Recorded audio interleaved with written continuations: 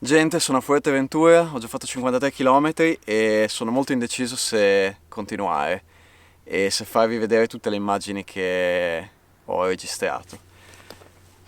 Quest'isola per adesso non mi sta piacendo. Ma facciamo un passo indietro. Sono The Walking Nose e sto attraversando le Canarie a piedi. Ho appena finito di fare i primi 70 km attraverso Lanzarote da nord a sud. Ora sto prendendo il traghetto che da Playa Blanca mi avrebbe portato a Coralejo, l'inizio del mio cammino a Fuerteventura. Fino ad ora era andato tutto liscio come l'olio, ma vi assicuro che le cose sarebbero cambiate molto in fretta. E anche qui, gente, abbiamo trovato il nostro cartello scolorito. C'ho un po' di, diciamo, problemi organizzativi. Il problema organizzativo era il seguente. Avevo finito la batteria di quasi tutta l'attrezzatura ed ero alla ricerca disperata di un B&B lungo il percorso dove poter caricare le cose. Unico problema, non sapevo ancora dove sarei riuscito ad arrivare il giorno seguente e i posti che avevo chiamato durante il viaggio in traghetto erano tutti pieni. Iniziamo ufficialmente l'isola di Fuerteventura, seconda isola della traversata alle Canarie. Mi dà sempre delle strane vibes passare un po' di tempo all'interno dei paesi, soprattutto dopo che magari sono stato 2 giorni e mezzo così all'aperto, passandoci in mezzo. Specialmente adesso lasciarlo, che brutte vibes, mi dà sempre un sacco fastidio. Questa cosa delle vibes però un minimo ve la devo spiegare. A volte mi capita di passare in dei luoghi che mi danno una brutta sensazione, vuoi per l'architettura, per le persone che incontro, per il clima generale, per il fatto che mi sembri inospitale. Coralejo mi dava delle vibes pessime e non vedevo l'ora di abbandonarlo.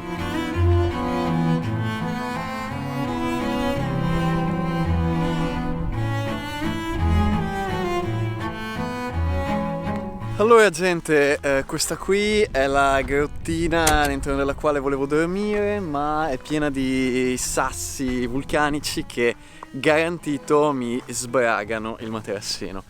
Quindi adesso evito le capre selvatiche, evito le capre e torno di là dove pensavo di...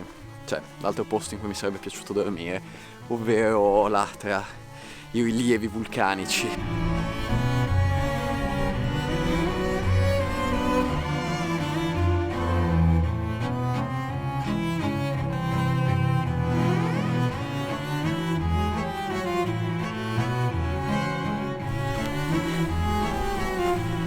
Mi metto qui con la tenda.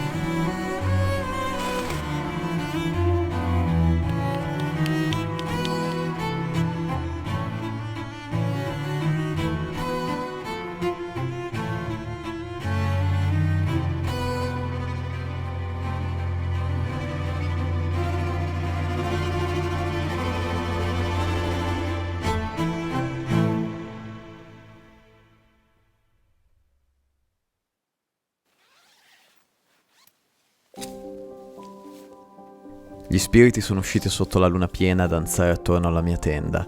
Mi hanno fatto sognare vite mai vissute e allucinazioni di un altro mondo in cui i piedi si possono staccare e respirano di vita propria. Hanno danzato nella desolazione della caldera, ora abbandonata, un tempo luogo di rituali mistici, gridando in direzione della città degli uomini, ricca di macerie ma povera di magia. Il vento mi ha svegliato per uscire dal loro incantesimo all'interno del quale ho passato la notte. L'alba mi ha ributtato sul sentiero, dove altri demoni mi attendevano.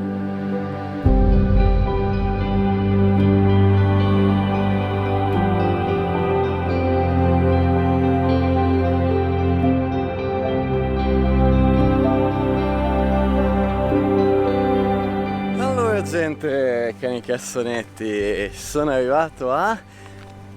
non mi ricordo già più come diavolo si chiama sto posto. Sono arrivato alla Hares, mattinata iniziata non al meglio. Ho il cellulare scarico, ho finito tutta la batteria.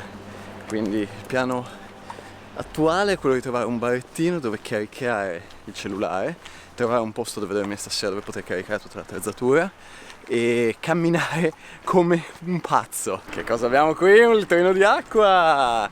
Grandissimo, quello del surf shop mitico. Parlavo uno spagnolo veramente difficile e nonostante questo ci siamo capiti e il percorso è di qua.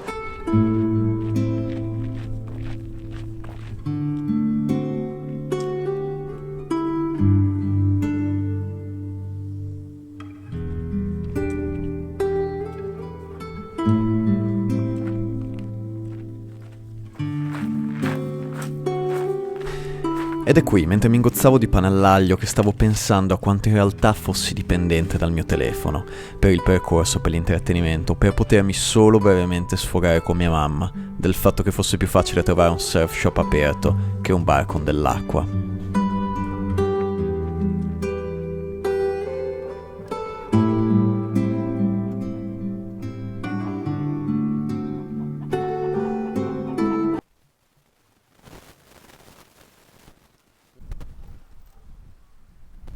Ciao Perito! Perito! Perito! Niente, hai paura, potato. Porca vacca, se mi fa incazzare sta cosa qui. Anche sul cammino di Santiago mi dava un fastidio vedere i cani legati alla catena. Preferisco doverli spaventare se arrivano che vedere 4 cani che non fanno niente legati alla catena. Le vibes si erano un attimo ristabilite, avevo preso un buon passo e il paesaggio stava iniziando a schiudersi un pochino e ad essere più bello. Porca vacca, mi devo incazzare così.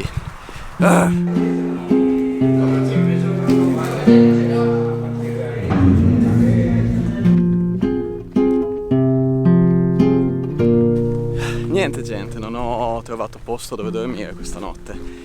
Tutti i posti sono pieni e nei posti anche gestiti da italiani dove ho chiesto se potevo piantare la tenda e caricare comunque la mia attrezzatura mi hanno detto di no. Sono abbastanza amareggiato, il paesaggio sta diventando bello, ma è un peccato che Fuerteventura sia così ostile almeno nei miei confronti. Non vorrei neanche che questo video venisse un unico video in cui io cammino per Fuerteventura e mi lamento di Fuerteventura.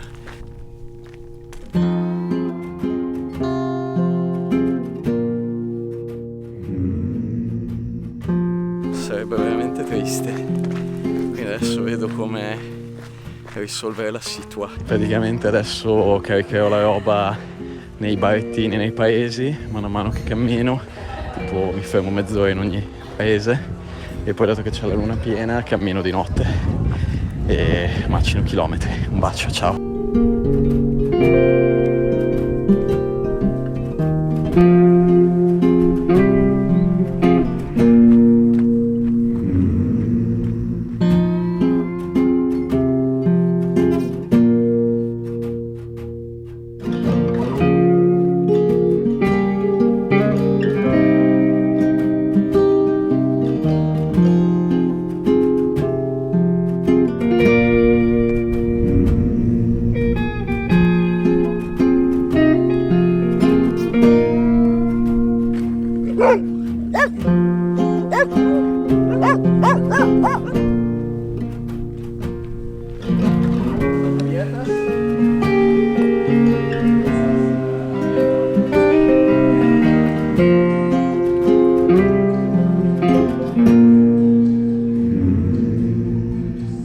Camminiamo che il tramonto sta arrivando, guardate il tramonto.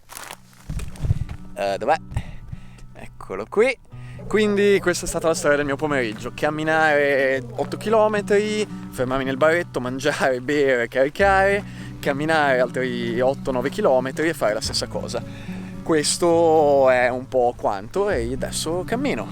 Devo essere sincero, per adesso Fuerteventura non è che mi sia piaciuta tantissimo, ma mi ha rimesso in testa una cosa, ovvero prendere le difficoltà e tramutarle in qualcosa di positivo, cosa che non facevo da tanto, perché non facevo da tanto trekking di più giorni, magari così impegnativi dal punto di vista logistico.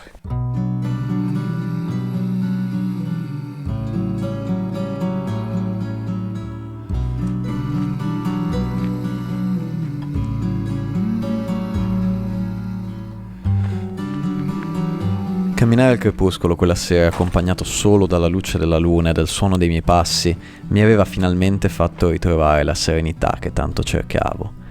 Non sapevo però che l'avrei persa proprio il giorno seguente.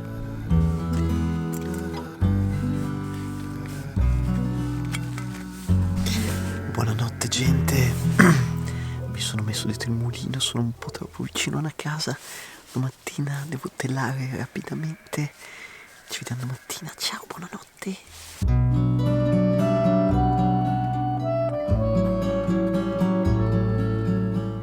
Buongiorno camminatori, colazione camminando con i mini campurinas.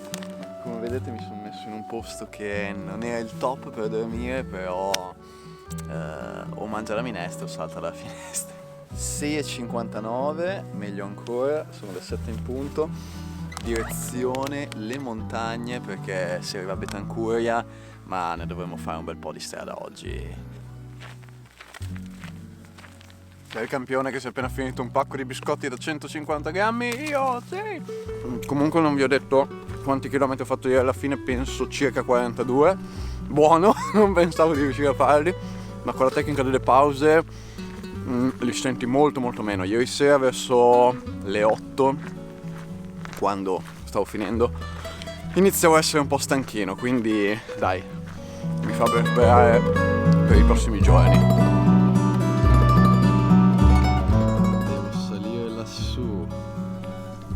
Dove ci sono le statue degli ultimi 2 capi indigeni di Fuerteventura. Sarà una scalatina di 250 metri. Niente in confronto alle Alpi, ovviamente. Mi ripetevo sempre così anche sul Kungsleden e funzionava, quindi continuerò a ripetermelo.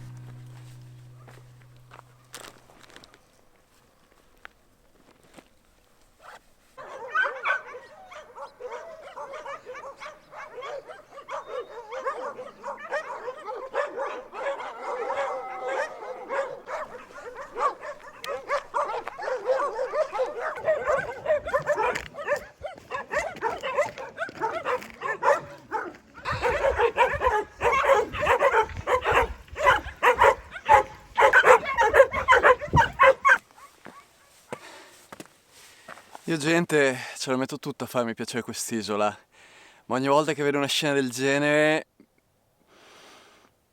mi viene da dire delle cose molto brutte, molto brutte.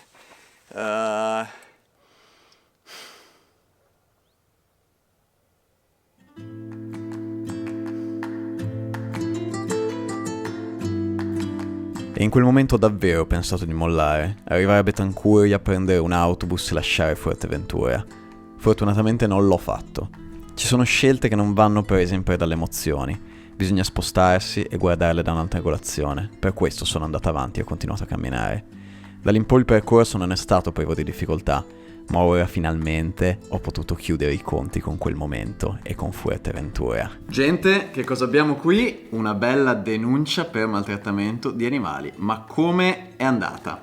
La questione è questa: quello che avete appena visto sono io nel mio peggior momento a Fuerteventura. In quel momento ero letteralmente deciso di abbandonare l'isola, di smetterla, ne avevo avuto abbastanza. Chiudo qui il video dicendovi che ho contattato il partito animalista spagnolo, che hanno un sito fatto benissimo dove si possono leggere gli articoli legati a ogni regione della Spagna per sapere se effettivamente gli animali tenuti in quelle condizioni fossero tenuti in modo illegale. Li ho contattati, mi hanno dato la mail a cui mandare questa denuncia che ho compilato.